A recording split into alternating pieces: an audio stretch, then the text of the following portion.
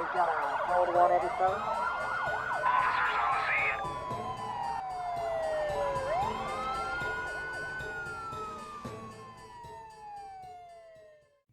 Some of my content has mention of extreme violence, sexual assault, and/or other triggering content. Discretion is advised. All right, hi guys, welcome back to Code 187. I am Sarah. I am your true crime best friend. This is Drew. Hello, I'm the other best friend.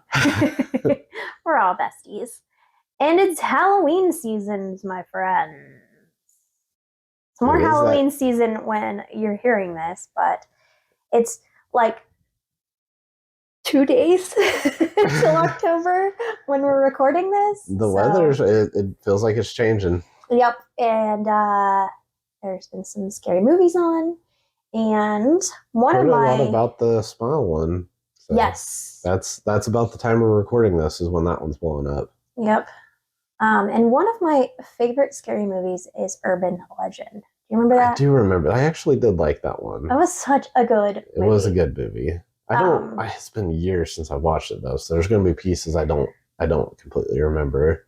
Right. So it came out in 1998, and it was so good. It was a slasher, like Scream-like movie, but it explored some of our deep-rooted fears through urban legends. Right. The urban legends like Bloody Mary, saying Bloody Mary in the mirror, things like that. Mm-hmm. A group of college kids all die by means that may or may not be true, but are all known as legend in the community. So this Halloween, I want to explore some urban legends and some true crime behind the scariest stories of all time. Dun, dun, dun. Scariest stories mean movies or? No, we're doing urban legends. Oh, like, okay. So like maybe the reason, I'm trying to get my mind wrapped around it. So like the reason for the urban legend? Right. Or if an urban legend is true or not. Okay. Yeah, that's interesting. I like that. Yeah. So we're talking some urban legends. We're talking whether an urban legend you think is true or not. And we're going to start. My mind's kind of blown because I haven't really thought of if these were true or if these originated from a true thing. So now I'm sitting here questioning everything. So if I'm in stunned silence, that's why. Okay. Well, first up is one of the most terrifying moments in the actual movie, and is also a super scary legend of the killer in the back seat. Now, this is the moment where the woman gets in her car, and unknown to her, there is a killer in the back seat. She is driving. When she looks in the rearview mirror, she sees them, and chaos ensues. So basically, about 30% of Supernatural episodes, if you've ever watched that show. See, I don't watch it, so I don't know. It's got a lot of urban legend type stuff like that. Okay, well, so in the movie, it's really, really sad because this girl stops at this gas station. She's putting gas in her car. The guy comes up to help her, and he has a stuttering problem. And he's trying to tell her there's someone in your back seat, but because he's different, she freaks out at him and drives away, not knowing there's someone in her back seat. Right. Super scary. Right.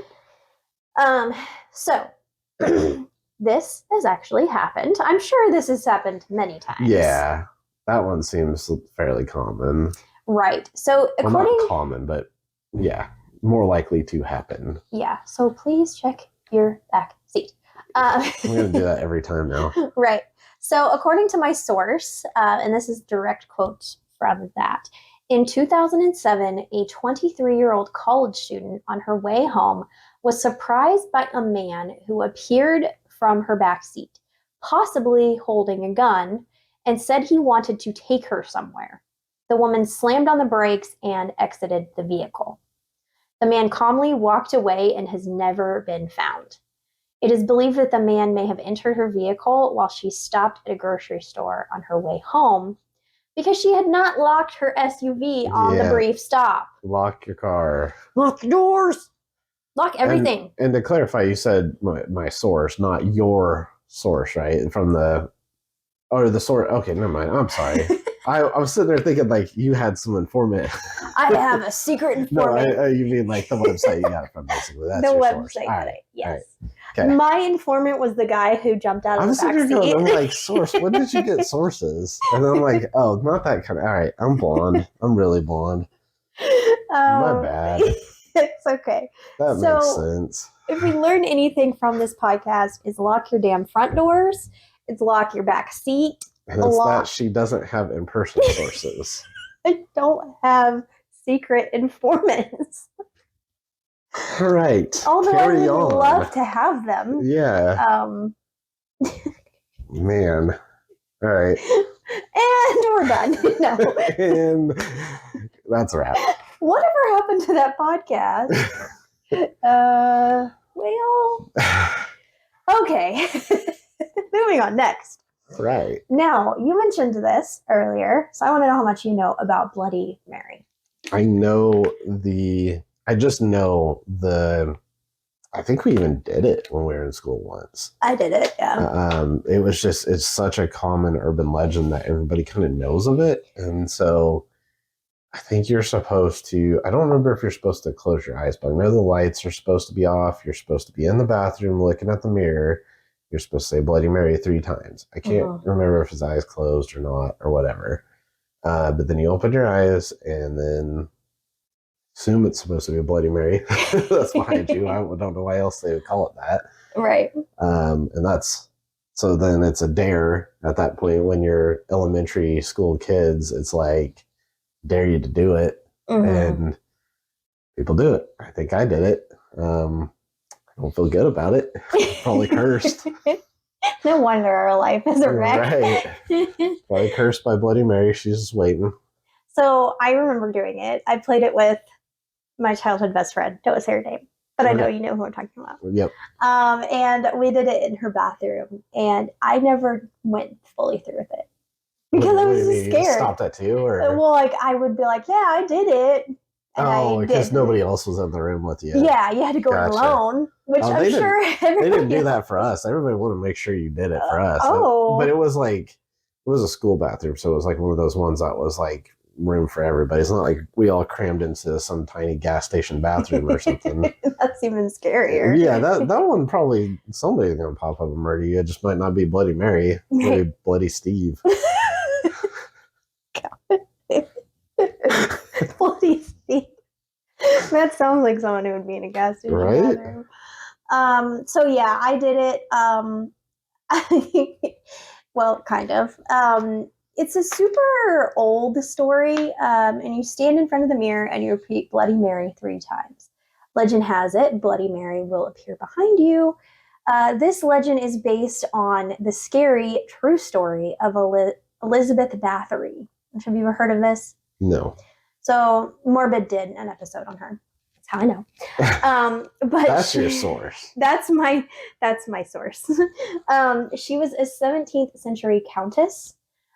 She was accused of torturing and killing 650 girls and women, and then bathed in their blood. Wow. She did this because she believed this would help her remain youthful. And they have to say countess, so you're immediately like, all right, she's a vampire. Yeah, she was a vampire. So true stories like this are real, but how scary is that? That one's a lot darker than I expected. I thought it was going to be like some, one murder type thing, not 650 or whatever it was you said there. Yeah, 650 women and girls. Yeah, no, that was worse than I thought. So yeah, don't call her. You don't want her showing up. You're right. That's terrifying. Okay.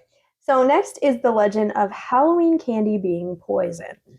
I know a little bit about this one. I'm not going to spoil any of what you're going to say on it, but I know a little bit about this. But so we'll just go into the urban legend part of it. Then it's you need to check candy for razor blades, right? Right, razor blades or poison or mainly, especially unwrapped. Right now, it's like, check your candy for fentanyl, which is terrifying. So basically, I hope I'm giving the safety advice right. Don't let your kids have anything that's not wrapped.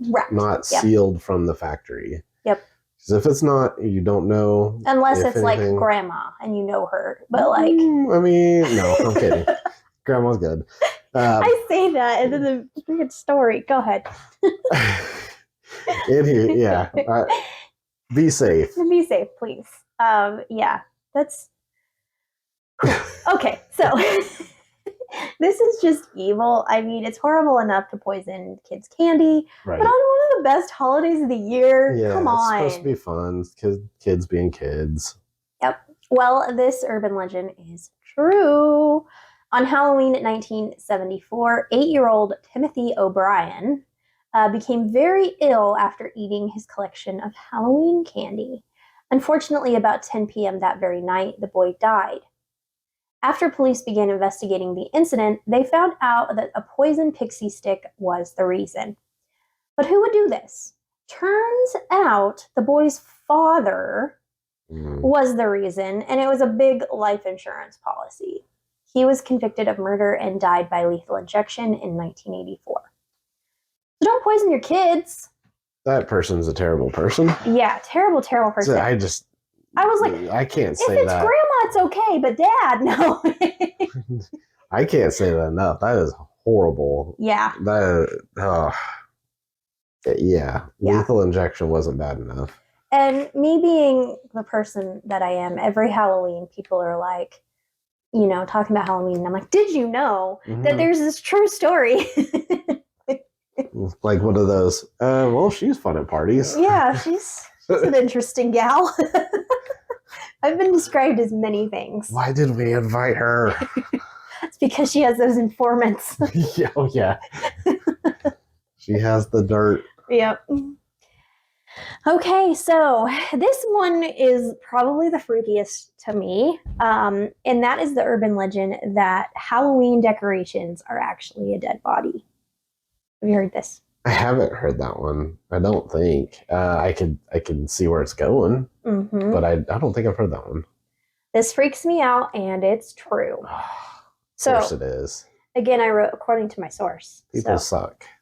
According to my source. Your source is freaking me out. In 1990, a New Jersey teen accidentally hung himself on a Halloween hayride. He wasn't discovered until he failed to deliver his speech when the driver stopped. So he was going to do this big speech on this Halloween hayride, accidentally hung himself, and they thought he was acting until he didn't do his speech. And then they were like, oh, wait, he's dead. That's just so awful. That is terrible.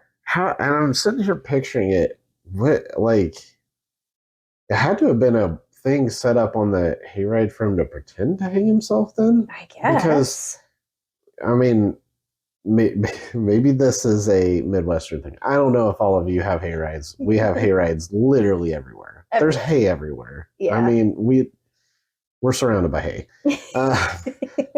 We live in the city. The city's surrounded by hay. Yes. That's accurate. Yeah, there's literally farms everywhere with hay rides and pumpkin patches, and it's pretty common around here. But it's generally a tractor pulling a little trailer that barely goes above like waist high. There's not a lot of places on a normal hayride that you would be able to hang yourself.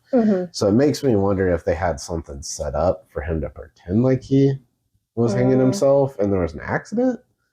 But I don't really know. I mean, yeah, I guess my point. The hayride was going to come to him, and he accidentally hung himself. Right, he could have been standing outside and it could be just like a setup, like a haunted. Another thing that we have, I don't know if everybody else has these, but we have literally haunted, like haunted fields, basically. Yeah. We have them real and fake. Yes. There's probably both out there. Just stay away from fields. Yeah, don't go to fields. Yeah, really anywhere, but Kansas especially. Anyways, yeah, so those type of things, you walk through like a haunted house, only it's literally outside in the field, just like it sounds. We've got too much extra space out here. Instead of in a cramped house, you're in a field where people jump out and scare you, and it's even creepier because it's dark in the middle of the night and you feel like you're in a horror movie. Yep. I digress. So yeah, it could have been like that. Yep. So last, there is a big story behind the movie Scream. Okay. The call is coming from inside the house. Right. The creators of Scream based the movie on one of the biggest true crime cases ever. And we will get into all of the crazy details of this case next week. Oh, man. And it might be a two-parter because there's a lot of information. That's a callback to morbid, right? Yep, they say Okay. true two-parter. Right. But, love the accents. Yeah, Scream is one of my favorite movies, and Which they did a real remake, story. right? Yep, Okay. they did a remake, and the real story is fucked up. So get ready, hold on to everything you got. It's gonna be a ride. All right. Come prepared. Well, I gotta get prepared for that. I don't really know Scream very well, to be honest. Even the movies. Mm-hmm. I mean, you obviously know the Scream mask. There's literally a Scream mask at every Spirit Halloween store. Yep. I mean, I don't even think people have seen the movie anymore. People just know the mask now. Yeah. So yeah, everybody at least knows of the movie, so that should be a good one. Yep. So what we learned today: lock your motherfucking car doors. You didn't give me a false one. I'm disappointed at that. I know, because these are all true. But you gave me all true.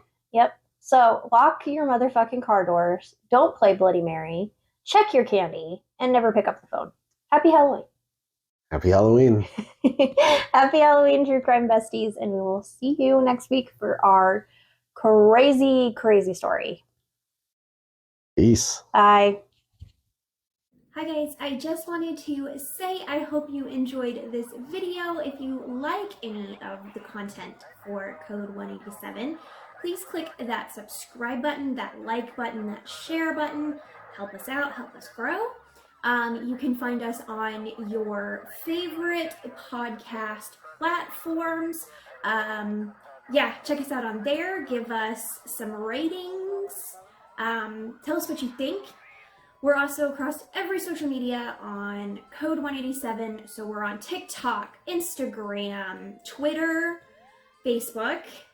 I think that's it.